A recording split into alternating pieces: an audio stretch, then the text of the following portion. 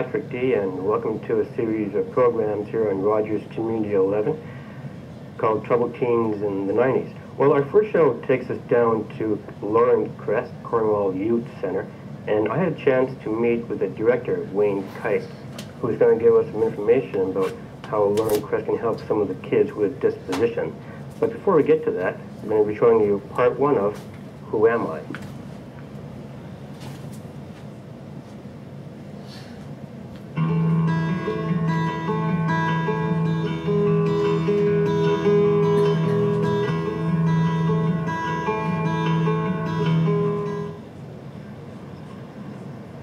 I can't understand it. Steve is late again. He's probably goofing around downtown as usual. Probably. Hey Steve, what's going on? Not much. Parents were at it again last night, yelling at me with all their rules and regulations and that. Can't stand living at home. Have you tried talking to someone about it? All right, who's gonna listen to me? I don't know, someone at school? No, they have no idea how to deal with it. Besides, what good is it gonna do? I don't know, it might keep you out of trouble. Trouble? Me? You must be joking. What, are you still cutting school lines? Still in trouble with the cops, no? I'm too smart for those idiot cops. They're just giving me a hard time because they have nothing better to do. You should take it from me, you know. It's your life if you want to screw it up. Why then?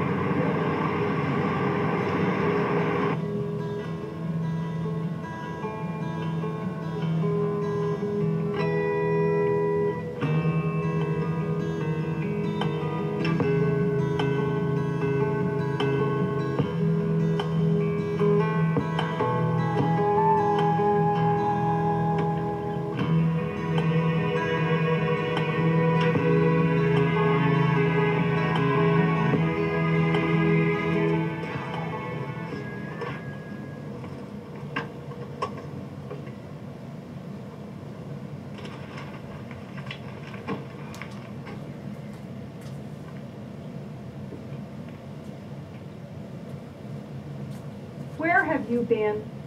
Do you have any concept of time? You better have a good excuse. You're not going to get away with it this time. Why don't you go and talk to him? This is getting out of control. Why me? Why can't you talk to him? He's your kid. Okay, hotshot, what's it all about? What's got into you these days? So talk. What kind of person are you turning into?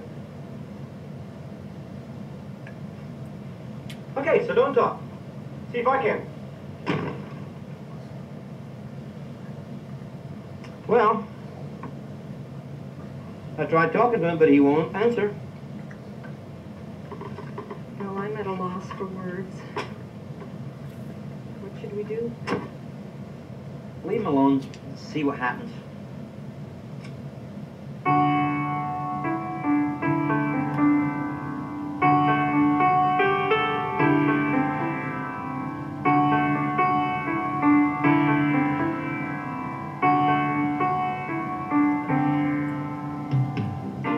Okay, the Lauren Crest Cornwall Youth Residence is a place for young people with healthy self-concepts are better able to enjoy their lives. A person's self-worth can be enhanced by experiencing success in their day-to-day living. Our focus on normal growth and development promotes wellness over pathology. Their aim is to help them help themselves. What can you tell me about Lauren Crest? Well, Lauren Crest is a home primarily for a residential facility for troubled youth. Almost all of the kids coming are boys, although we are able to take females in our detention beds. In reality, though, the number of girls we have coming into a program is very small. You can well imagine the complication when there's one girl and 15 boys. What are the different kinds of programs that are available here for the troubled teens? Okay, well, the Cornwall Youth Residence operates Lauren Crest, which is a residential program. The residential program is 14 beds. It's all male. As well, we have a 2-bed detention unit, as I've already alluded to. The detention unit is co-ed, although in actual fact about 95% of the occupancy in the detention unit is boys. As well, we have an educational support room, classroom of our own. It's a unique and we think that dynamic opportunity for our boys at the high school level. It's situated at General Vanier. We provide an educational support worker, and the public school board provides us a teacher. We've also worked over the years as developing a very close and cooperative spirit with the Catholic board, so that we have students attending St. Joseph's High School and General Vanier High School that are supported and assisted in our own classroom. In addition to that, we have one other non-residential program called the Community Service Order Program for SD&G, and that's a program that facilitates the placement and supervision of young offenders between the ages of 12 and 16 who received a Community Service Order disposition. We operate on that about, we use some 16 or 18 different placement opportunities throughout the United Counties, and we're dealing around statistically with 120 different cases a year and some 5,000 plus hours of community service. I understand that Lauren Crest has a lot of good recreational facilities. Can you tell me something about that? Certainly. You'll see that our rec room has lots of in-house activities. We also have a large playing field behind. We have a basketball net. We play ball hockey out front. We utilize community resources. For example, we go to the Kinsman Center for swimming on Tuesday nights. We have an opportunity to go to the gym and the pool at Transport Canada Training Institute on Saturday evenings. We use the rink and the pool at Terry Fox Park, just down the street from us here in the North End. And as well, we do all kinds of activities, outings. We have bikes, so we take the bike path in the summer. We have a full summer program of tours and activities. In the winters, we attend, occasionally we attend wrestling, hockey games, etc. Much like many kids would in their own homes. Okay, when a troubled teen has problems, how does he, like family breakdowns and other problems, emotional, and he's scared and everything, how do you handle that problem? Well, that's a two-part question. First of all, that's a daily experience around here. Most of these boys are coming in with considerable problems, and we insist that we don't try to find the root of all evil. We're not looking at going inside a boy's head and trying to decipher what the problems are and why they're to blame. But when a boy does come forward looking for assistance and able to either demonstrate through their actions or verbally that they're experiencing difficulty, we find the opportunity and the place to sit down in a safe, comforting situation and talk, listen to the boy, hear the problems out, and make recommendations as to how to handle it best.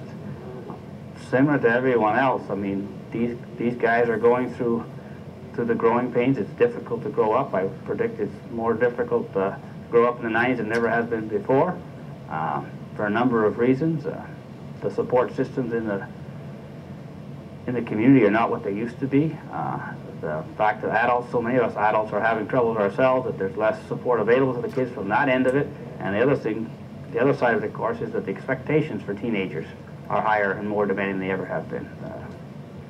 So our experience in dealing with the problems that the kids bring forward, and many of them range from all kinds of things, from abuse situations to personal dilemmas and relationships, even girlfriend-boyfriend stuff. We try to listen, direct, and follow up and support them. How does it affect you? Well,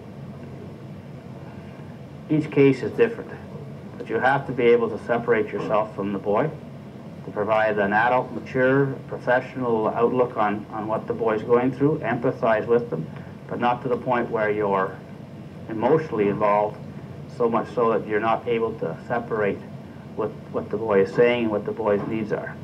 Regardless, we strongly believe, regardless of whatever problems we're having to deal with, life goes on. And we try to always reshape and refocus back to that we can deal with the problems of the past if we're successfully dealing with the responsibilities of today. Okay, we'll be getting more information from Wayne when we return.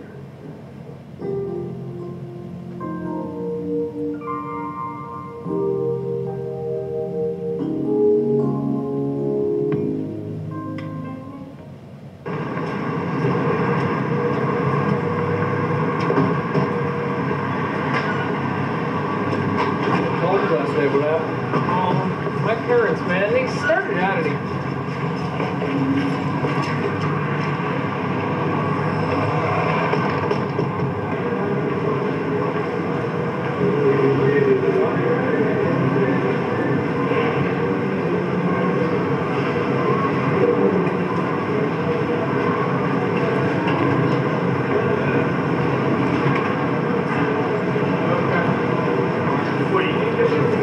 Is this guy's trying to follow us or something?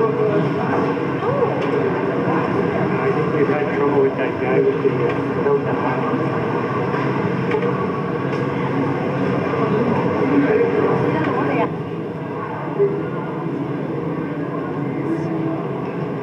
Hi, can I help you? Yeah, I'd like a honey stick, and I'd like a hot chocolate, please. Chocolate, small, medium, or large? Small, please. Okay, one moment. Is the guy still falling on sugar? Hey, get your own. What is he, sod?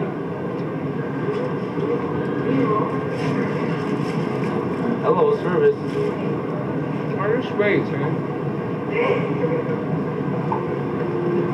There you go, will that be everything? Yeah.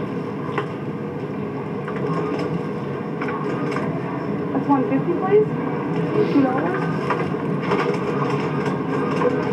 Wait.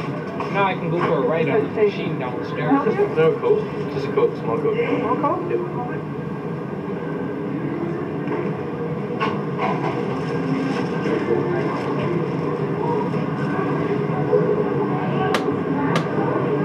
You can still tell him. I don't know, I think he's just sitting over there, like, looking at us.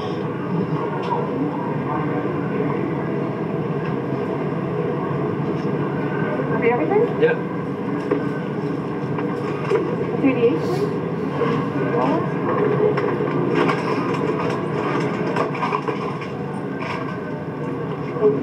Thank you. Thanks. Bye.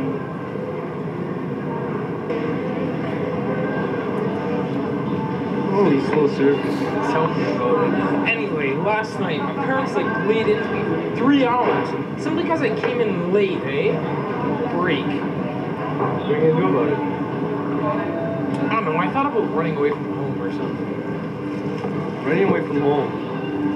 You end up in the home for troubled teens again. Look, at least I have my freedom, okay? Freedom of what? Look, you don't understand what's going on here, okay? There's a lot of things that you don't know about, alright? I'm having a lot of problems at home with my parents, okay? They're always on my case. Yeah, if you say so. Look, let's just get out of here, okay?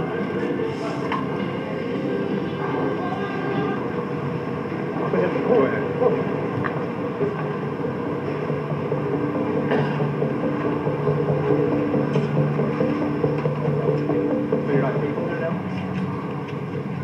Just wait a second, Ben. I don't know. I don't know about this. You're not backing out now, right? I don't know. I just feel so confused and that. If anyone needs help, it's you. Are you gonna go? I don't want to go on alone. I feel like such a jerk. Well, I'll go in with you. Well, It's kind of a cliche, but that's what friends are for. Are you gonna go? yeah. Just give me a moment here. Well, if you don't want anyone to see you outside, let's go.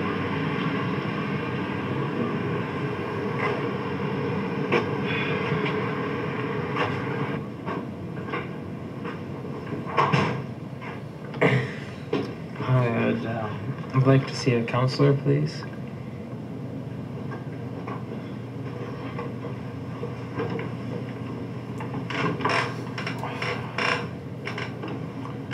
I don't know, Ben. I feel so confused and that I have no idea what to do.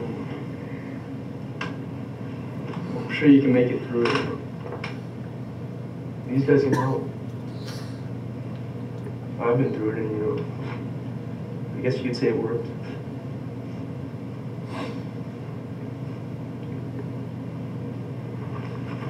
Steve? Yeah. I'm Larry. Nice to meet you. Come on in. Let's see what we can do.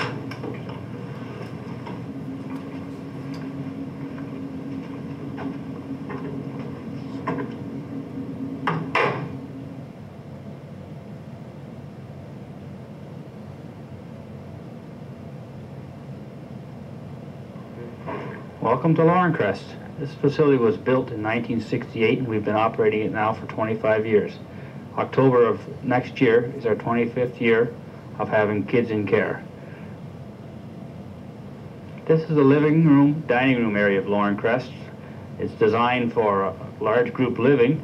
At the same time, we like to keep it very homey. As you can see, we have most of the amenities. The boys and families like to enjoy in their own homes. Our dining room sits 24, and the living room we have couches and pillows on the floor for the boys and the TV to watch during the evening. This is our kitchen at Laurencrest. It's been revamped over the years to come up to speed for an institutional-sized kitchen. At the same time, we like to think that it's homey. We prepare meals here for the boys at supper. We generally have about 20 to 24 people sitting down for the evening meal. As well, we have snacks, breakfast, and lunch prepared.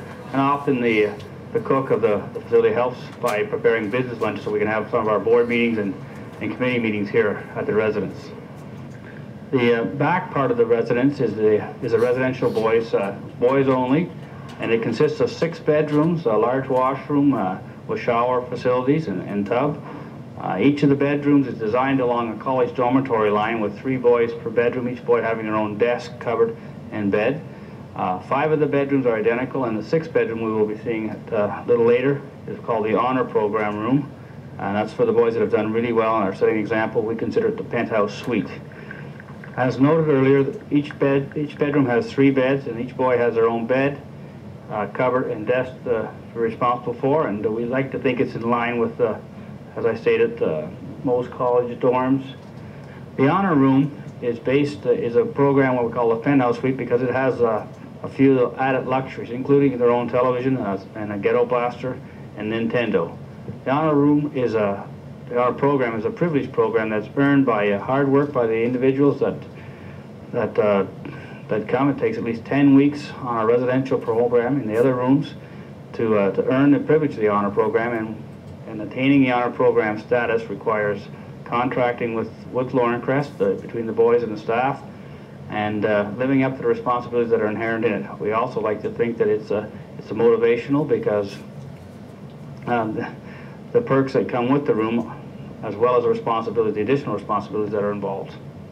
This is the rec room, and as you can see, it's designed for all kinds of activities. One of the luxuries of having a building built from scratch for residential purposes is that it allows for different activity centers and to move the group, those that are able to, participating in certain activities at the same time, offering separation so you can deal with kids in lots of different areas.